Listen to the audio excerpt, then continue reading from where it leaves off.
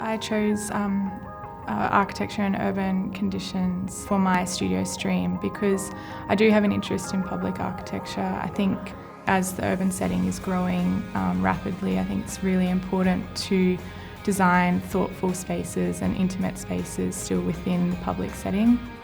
So I chose architectural and urban condition as the studio stream for my master's because I'm particularly interested in how the building sits in a larger precinct and how it has a direct influence to the public domain.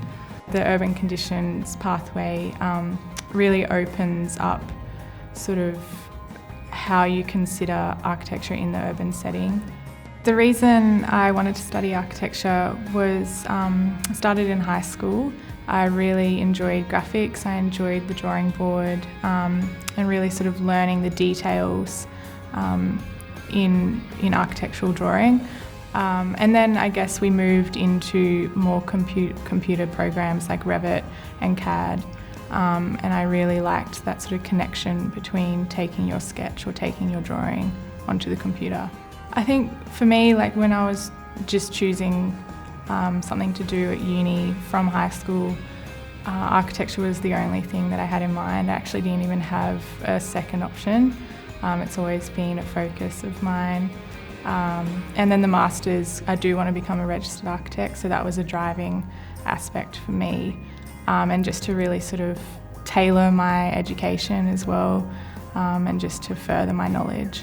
What made me choose architecture is I think started from when I was a young kid. I'm playing Legos and creating something from a bunch of separate Lego pieces and then using my imagination, creativity to play around with stuff. And then slowly the satisfaction of building something became the driving force for me to be an architect student. And then now as I progress on with the journey, and I'm interested in the spaces of a building and how these spaces could be an experience for the occupants as they move through the building. I chose the UNSW Built Environment faculties because the architecture course is actually accredited internationally and locally, so it opens up my opportunity to practice architecture here and back in Malaysia. Also because of its program, it's really design and human orientated, which also works hand in hand with what I believe in architecture.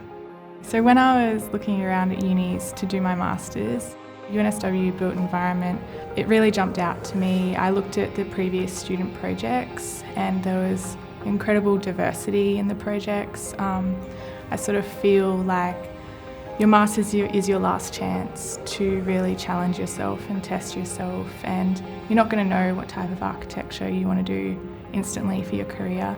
So UNSW Built Environment really allowed me to sort of, I guess, fine-tune the type of career that I could sort of start in architecture.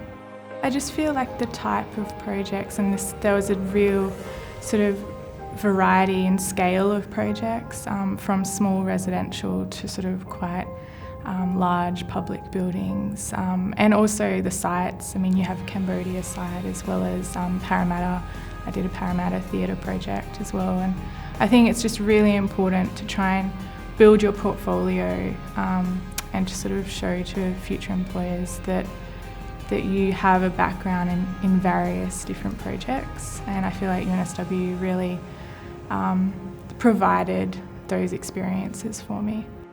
What stood out to me is that the wide range of studios that is being offered, like from like what Vivian said, that we had a theatre project in Parramatta, and then we had a high-rise building in George Street CBD, and then currently the master's program we have a site in Sydney's Fish Market, so it creates a wide range of typologies of building to build our portfolio, and of course the collaborative experience with the students and lecturer. So it's not a one-way communication, it's a two-way communication to go back and forth to solve a design problem.